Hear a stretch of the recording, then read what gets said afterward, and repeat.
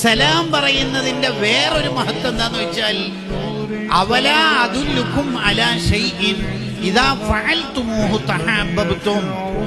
നീ നിന്റെ ഭാര്യയോട് സ്ഥിരമായി സലാം പറയുന്ന ആളാണ്. എപ്പം വൈഫിനെ ഫോൺ വിളിച്ചാലും സലാം പറയും. മെസ്സേജ് അയക്കുമ്പോൾ അസ്സലാമു അലൈക്കും എന്ന് ടൈപ്പ് ചെയ്ത് സലാം പറയുന്ന ഒരു ശീലം നിനക്കുണ്ട് എങ്കിൽ തഹബ്ബതും, നിങ്ങൾക്കിടയിൽ നിങ്ങൾ അറിയാതെ സ്നേഹം വർദ്ധിക്കും. അവല അദുല്ലുക്കും, നിങ്ങൾക്ക് ഞാൻ ഒരു കാര്യം പറഞ്ഞു തരട്ടെ. നബി സല്ലല്ലാഹു അലൈഹി വസല്ലം തങ്ങളുടെ ചോദ്യം, ഇദാ ഫഅൽതുമൂഹു തഹബ്ബതും, നിങ്ങൾ പരസ്പര സ്നേഹം ഉണ്ടാവുന്ന അവിടെ പറഞ്ഞത്. ഭാര്യ ഭർത്താവിനോട് എപ്പം മിണ്ടുമ്പോഴും സലാം പറയാറുണ്ട്. മടക്കുന്ന ഭർത്താവ് നിന്നെ നല്ലോണം സ്നേഹിക്കും. പറഞ്ഞ നിനക്ക് അങ്ങോട്ടും സ്നേഹം അള്ളാഹു നൽകുന്നതാണ്.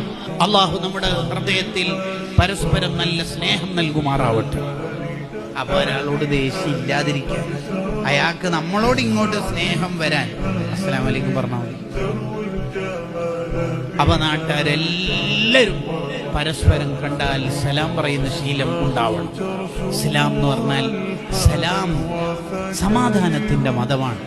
അതുകൊണ്ട് എല്ലാരെ കണ്ടാലും അസ്സലാമു അലൈക്കും.